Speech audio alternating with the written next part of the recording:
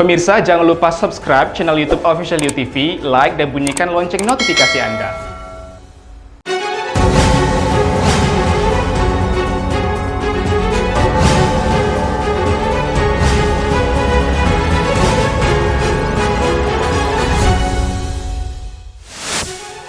Tiga prajurit TNI gugur saat diserang kelompok separatis teroris pada Kamis 27 Januari.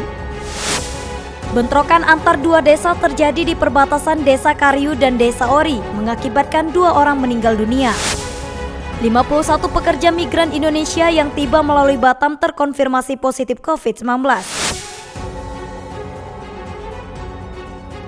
Halo pemirsa, kita berjumpa dalam program YouNews. Program ini memberikan informasi bermakna kepada Anda mengenai sejumlah peristiwa menarik di tanah air. Bersama saya Yulia Dwitari dan inilah YouNews lengkapnya.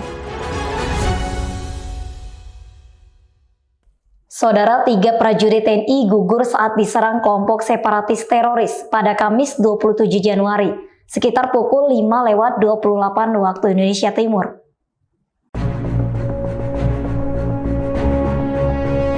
Kelompok separatis teroris menembak Satuan Tugas Kodim Yonif Rider 408 Subrasta di Bukit Kampung Jenggernok, Distrik Gome, Kabupaten Puncak, Papua. Dalam penyerangan hingga terjadinya kontak tembak tersebut, 3 prajurit TNI yakni Serda Rizal Maulana, Pratu Tupel Braza, dan Pratu Rahman gugur tertembak. Sementara, Pratu Syaiful mengalami luka-luka dan saat ini sedang dirawat di Puskesmas Ilaga. Ditemui di Jayapura, Kapendam 17 Cendrawasih, Kolonel Infanteri Aksa Erlangga mengatakan, ketiga jenazah prajurit akan diterbangkan ke Mimika. Saat ini, aparat gabungan TNI dan Polri sedang siaga di Pos Gome dan tengah melakukan pengejaran. Nah, pada saat pergantian itu terjadilah penembakan ya terhadap salah satu anggota kita yang mengakibatkan gugur, yaitu Serda Rizal, dan juga luka tembak terhadap Pratu Tupal Baraza. Selanjutnya untuk rekan-rekan kita yang di sana langsung melaksanakan siaga dan juga melaksanakan pertahanan posnya masing-masing. Kolonel Aksa meminta prajurit TNI yang bertugas melaksanakan pengamanan di wilayah Pegunungan Tengah Papua agar meningkatkan kewaspadaan pada kelompok separatis teroris yang kerap melakukan aksi penembakan. Dari Jayapura, Papua, Kantor Berita Antara UTV mengabarkan. Sebanyak 51 pekerja migran Indonesia yang tiba ke tanah air melalui Batam dalam sepekan terakhir terkonfirmasi positif COVID-19. Saat ini mereka sedang menjalani karantina di RSKI Galang.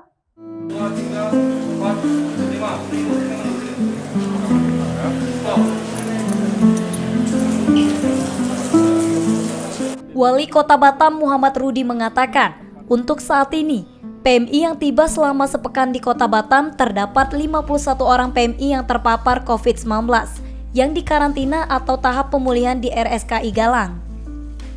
Jumlah tersebut terhitung dari total 1.051 orang PMI yang masuk ke Batam dari Malaysia sepekan terakhir.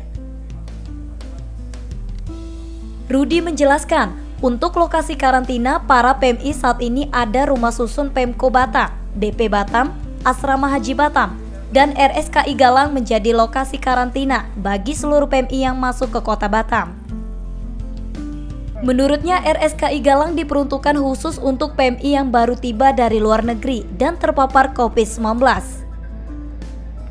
Jika PMI yang tidak terpapar COVID-19 dilakukan karantina di Asrama Haji dan Rusun Pemko Batam dan BP Batam yang berada di Tanjung Uncang. Sudah ada semua, tapi hari ini yang 23 orang baru kami isolasi. Ini tidak masuk PMI ya. PMI sudah tinggal 51 orang tak salah saya. Dari semua yang diisolasi lebih kurang 1.150, ya masih COVID hanya sekitar 51 orang. Asrama Haji, Rumah Rusun BP Batam, Pemko Batam, dan RSKI ini menjadi tempat isolasi. Khusus RSKI kita gunakan untuk mereka yang positif, terutama PMI. Rudi berharap para PMI yang sedang menjalani karantina di RSKI Galang agar terus menjalani serangkaian tes kesehatan dan mengkonsumsi makanan sehat supaya segera sembuh dan bisa pulang ke kota asalnya. Dari Batam, Kepulauan Riau, Panca Nugraha, UTV mengabarkan. Komisi Pemberantasan Korupsi KPK menetapkan Bupati Buru Selatan Maluku Tagop Sudarsono Sulisa sebagai tersangka kasus dugaan suap dan pencucian uang. Tagop diduga menerima hadiah atau janji gratifikasi dan tindak pidana pencucian uang TPPU terkait proyek pekerjaan infrastruktur periode 2011 hingga 2016 di Dinas PUPR Buru Selatan Maluku.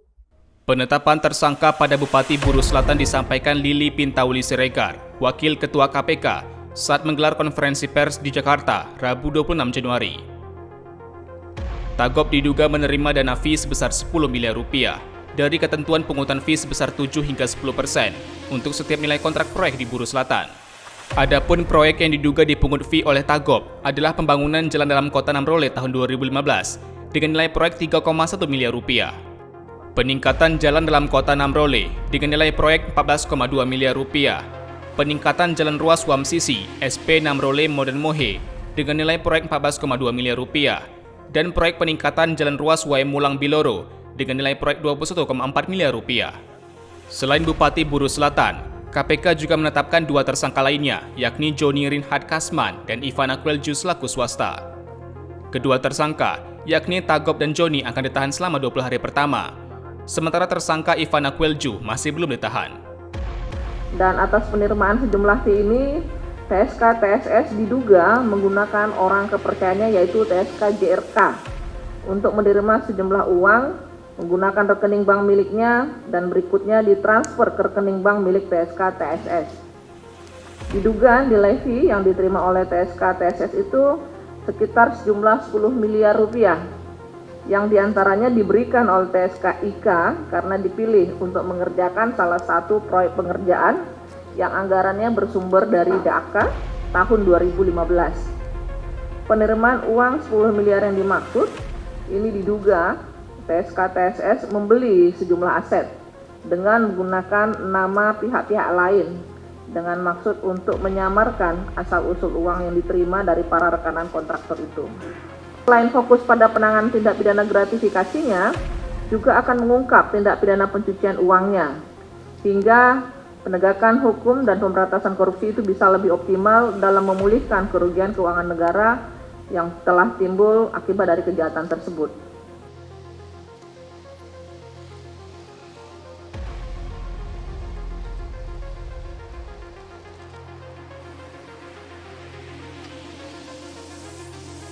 Dari Jakarta, Denny Hardimansyah, UTV mengabarkan.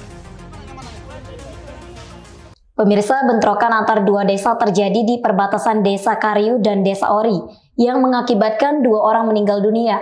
Bentrokan diduga sengketa lahan di perbatasan 2 desa tersebut. Bentrokan antar 2 desa terjadi di perbatasan Desa Kariu dan Desa Ori, Kecamatan Pulau Haruku, Kabupaten Maluku Tengah 25 Januari lalu. Pertikaian antar 2 desa yang bertetangga tersebut mengakibatkan sejumlah rumah warga di Desa Kariu dibakar massa. 2 warga meninggal dunia dan 3 warga mengalami luka-luka. Bahkan seorang anggota Polsek Pulau Haruku tertembak di bagian pipi saat mengamankan korban. Bentrokan diduga kesalahpahaman terkait sengketa lahan di perbatasan antar 2 desa yang bertikai. Kepala Bidang Humas Polda Maluku, Komisaris Besar Polisi Muhammad Rum Ohairat menyampaikan, pihaknya bersama TNI telah melakukan pengamanan dan meredam pertikaian di 2 desa tersebut. Pagi ini juga tadi sudah kami dorong lagi satu pasukan, satu kompi dari Brimob untuk menuju ke TKP. Kapolres juga sementara dalam perjalanan ke TKP, kemudian Dandim dan Bupati juga saat ini menuju ke TKP. Polda Maluku dibantu TNI masih melakukan pengamanan di perbatasan 2 desa tersebut untuk mencegah terjadinya bentrokan susulan. Dari Ambon, Maluku, Kantor Berita Antara, UTV mengabarkan. Kepolisian daerah Polda Papua Barat melibatkan tokoh masyarakat setempat guna mengantisipasi bentrokan susulan dan meredam ketegangan antar 2 kelompok yang bertikai di Kota Sorong.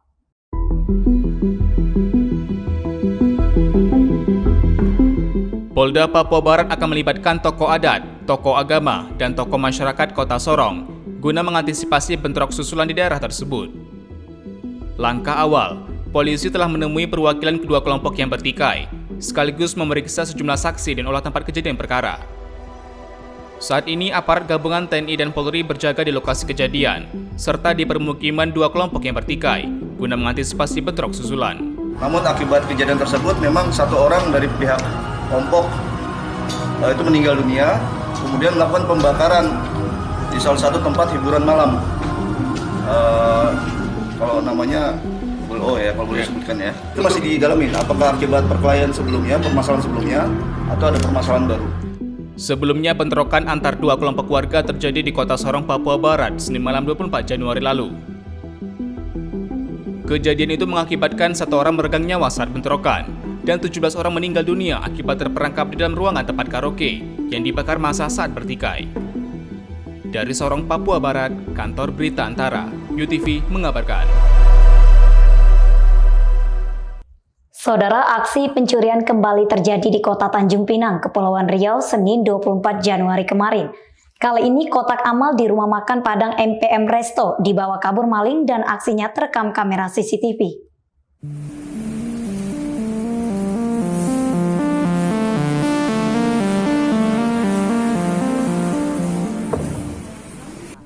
Inilah detik-detik aksi seorang pria yang terekam kamera CCTV saat diduga berupaya melakukan pencurian kotak amal di rumah makan Padang MPM Resto, Kota Tanjung Pinang pada Senin dini hari kemarin. Dalam rekaman CCTV, pria berkaos hitam itu terlebih dahulu membobol pintu rumah makan, lalu membawa kabur sebuah kotak amal. Pemilik rumah makan yang menjadi korban pencurian tersebut, Rosta, mengatakan aksi pelaku itu ketahuan setelah dirinya menjumpai salah satu kotak amal milik Yayasan Idris berada di luar rumah makan. Rosta menjelaskan, pelaku sempat berupaya membuka kotak amal dengan menggunakan gunting yang kebetulan berada di dekatnya. Akan tetapi, aksi tersebut gagal dan pria itu langsung membawa kotak amal tersebut keluar rumah makan. Dalam aksinya, korban memperkirakan pelaku berhasil membawa kabur uang tunai sekitar 1,5 juta rupiah. Kini, aksi dugaan kasus pencurian itu telah ia laporkan ke pihak kepolisian untuk proses lebih lanjut. Dari CCTV, terus pintu kita dibobol, dia masuk, terus dia masuk, dibawalah kotak amal itu keluar. Habis itu di luar sana ada kotak amalnya. Kita sadarnya di jam 3 siang. Oh, ke sore Pak. Habis itu baru dicek CCTV. Iya, disitulah kita cek CCTV, langsunglah kita dapat kotak amalnya dibawa. Dia masuk dari mana, dari pintu depan. Penuh isinya Pak? Enggak, itu taksiran 1,5 ada. 1,5 juta? Ya. Tadi pagi sudah dilaporkan di kantor polisi. Sekitar jam 12 lewat 10 atau 15 menit itu langsung polisi ke TKP. Dari Tanjung Pinang, Kepulauan Riau, Muhammad Hairudin, UTV mengabarkan. Pemirsa, Satuan Polisi Pamong Praja Satpol PP Kalimantan Tengah membubarkan kerumunan pelajar yang tengah berada di kantin kawasan halaman Stadion Sanaman Mantike, Jalan Dr. Wahidin Sudiro Husodo, Kota Palangkaraya, Rabu 26 Januari kemarin. Puluhan pelajar di Palangkaraya dibubarkan petugas Satuan Polisi Pamong Praja Provinsi Kalimantan Tengah yang sedang patroli di jam belajar. Para pelajar ini ditemukan saat sedang duduk di salah satu kantin dan halaman parkir di kawasan Stadion Sanaman Mantike, Kota Palangkaraya. Mengetahui kedatangan petugas Satpol PP, para pelajar langsung ngacir, terutama yang tidak memakai masker. Sementara, sebagian pelajar yang tengah makan mempercepat memakannya. Sementara itu, petugas di sana memberikan nasihat agar tidak keluyuran di jam belajar, lalu memberikan pemahaman dan sosialisasi tentang penerapan protokol kesehatan. Pasalnya, saat ini masih pandemi COVID-19, dan kini virus corona varian Omicron tengah menyebar di dunia, termasuk Palangkaraya. Jadi tujuan pembubaran yang pertama, ya kita menghindari mereka mengganggu ketertiban umum, kemudian merugikan dirinya sendiri, kemudian saudaranya, kemudian kita juga menjaga terjadinya COVID-19 varian baru ini. Langkah yang dilakukan petugas Satpol PP tersebut berdasarkan peraturan daerah tentang ketentraman dan ketertiban di tempat umum, sehingga para pelajar diharapkan dapat segera pulang ke rumah jika jam sekolah memang telah usai, dan tidak membuat kerumunan yang berpotensi menyebarkan virus COVID-19. Dari Palangkaraya, Kalimantan Tengah, Kantor Berita Antara, UTV mengabarkan.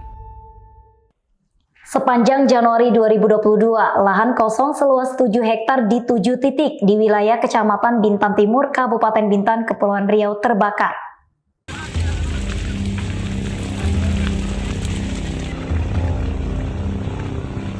Tim pemadam kebakaran mencatat telah memadamkan api yang membakar kurang lebih 7 hektar lahan kosong di wilayah Kecamatan Bintan Timur, Kabupaten Bintan, Kepulauan Riau.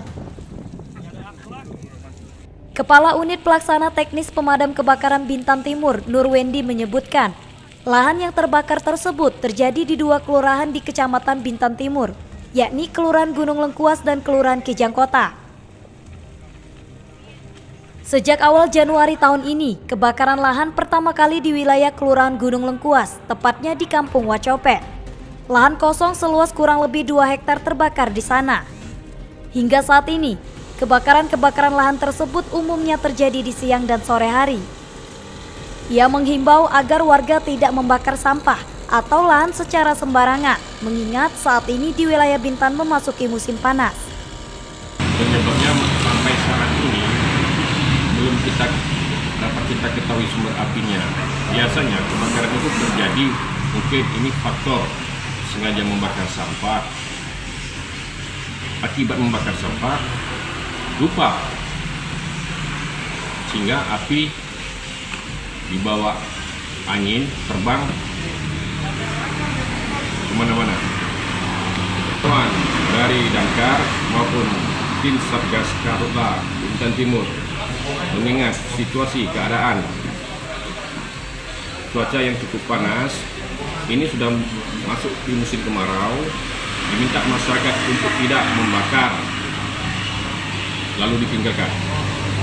Dari Bintan, Kepulauan Riau, Andri Dwi Sasmito, UTV mengabarkan. Kantor Imigrasi Kelas 1 Kota Tanjung Pinang, Kepulauan Riau secara resmi meluncurkan program e-paspor dan Sibolang, Kamis 27 Januari. Kedua terobosan layanan paspor tersebut bertujuan mempermudah masyarakat dalam mengurus paspor.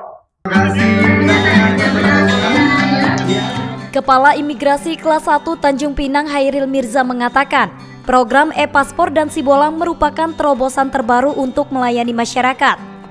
Dengan e-paspor, masyarakat akan lebih mudah saat membuat paspor. Sementara Sibolang dapat membantu masyarakat untuk mengambil paspor yang telah selesai.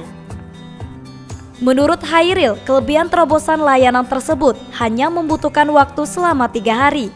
Data pemilik paspor juga langsung terekam dalam chip, sehingga memudahkan petugas imigrasi dan e-paspor. Sibolang adalah merupakan inovasi kami. Yang kami melihat di sini, masyarakat yang Pinang banyak melakukan mempunyai kendaraan roda 4 dan roda 2. Kita memberikan kemudahan agar masyarakat tidak perlu menunggu lama seperti yang sebelumnya, turun dari kendaraan, menunggu, dan sekarang hanya di dalam kendaraan dia langsung bisa mengambil paspor langsung pulang. Ini merupakan inovasi kami di pandemi ini. Kami masih terus karena untuk adanya hubungan langsung dengan petugas kita secara langsung dan pencegahan dalam pandemi ini. Sementara itu, pejabat Sekretaris Daerah Provinsi Kepri, Eko Sumbaryadi mengapresiasi terobosan layanan oleh Imigrasi Kelas 1 Tanjung Pinang tersebut. Program tersebut dinilai dapat mempermudah masyarakat. Harapan kebijakan ini mudah-mudahan masyarakat tidak perlu ragu dan tidak perlu bersusah payah lagi dalam mengurus paspor, dan harapan kita kepada Imigrasi Kelas 1 TPI Tanjung Pinang mudah-mudahan selain adanya e-paspor dan Sibolang, ke depan mudah-mudahan ada inovasi lain yang bisa lebih memberikan kenyamanan kepada masyarakat dalam rangka pengurusan apapun di imigrasi kelas 1 TPI. Dari Tanjung Pinang, Kepulauan Riau, Muhammad Hairudin, UTV mengabarkan. Otoritas Jasa Keuangan OJK menghimbau untuk selalu waspada agar tidak menjadi korban penawaran aset kripto yang tidak terdaftar di Bapeti dan berpotensi merugikan masyarakat. Kepala Otoritas Jasa Keuangan Sulawesi Tenggara, Arjaya Dwi Raya, Kamis 27 Januari menyebut, OJK melarang jasa keuangan baik perbankan, perusahaan pembiayaan dan asuransi, serta lembaga lainnya untuk menggunakan, memasarkan dan atau memfasilitasi perdagangan aset kripto. Menurut OJK, pihaknya tidak melakukan pengawasan dan pengaturan aset kripto. Namun, kewenangan itu dilakukan oleh Badan Pengawas Perdagangan Berjangka Komoditi atau Bapepti Kementerian Perdagangan. Aset kripto merupakan jenis komoditi yang memiliki fluktuasi nilai yang sewaktu-waktu dapat naik dan turun, sehingga masyarakat harus paham resikonya. OJK melarang lembaga jasa keuangan ini memasarkan produk aset kripto. Itu kan karena aset kripto ini kan sendiri bukan bagian produk dari jasa keuangan sebenarnya gitu. Yang kita ketahui juga ini kan bahwa aset kripto ini bukan di bawah pengawasan dan pengaturan OJK. Kami OJK ini berharap masyarakat yang tidak memahami ini jangan justru dimanfaatkan oleh oknum-oknum yang melakukan penipuan. Masyarakat diminta untuk waspada dengan penawaran investasi aset kripto dengan keuntungan tetap atau fix. Dari Kendari, Sulawesi Tenggara, Kantor Berita Antara, UTV mengabarkan. Menjelang perayaan Imlek tahun 2022, omset penjualan buah jeruk di Kota Batam, Kepulauan Riau mengalami peningkatan.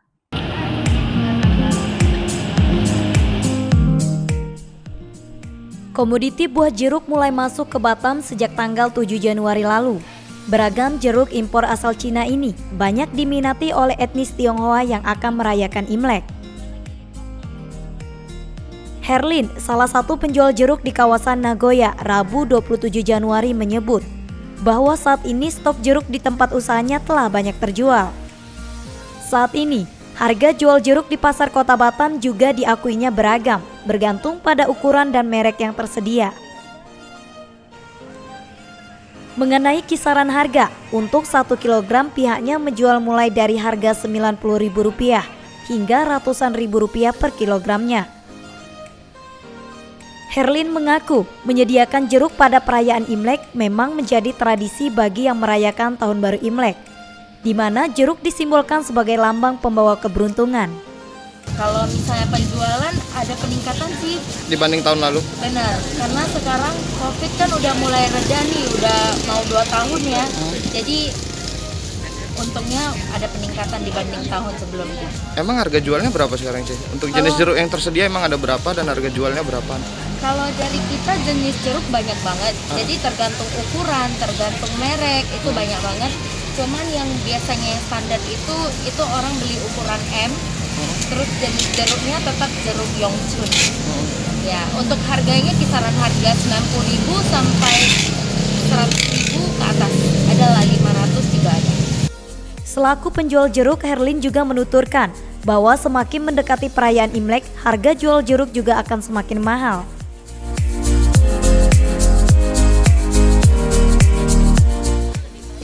Dari Batam, Kepulauan Riau, Panca Nugraha, UTV mengabarkan. Terima kasih telah menyaksikan informasi yang telah kami sajikan. Tetap saksikan ini selanjutnya. Salam sehat, sampai jumpa.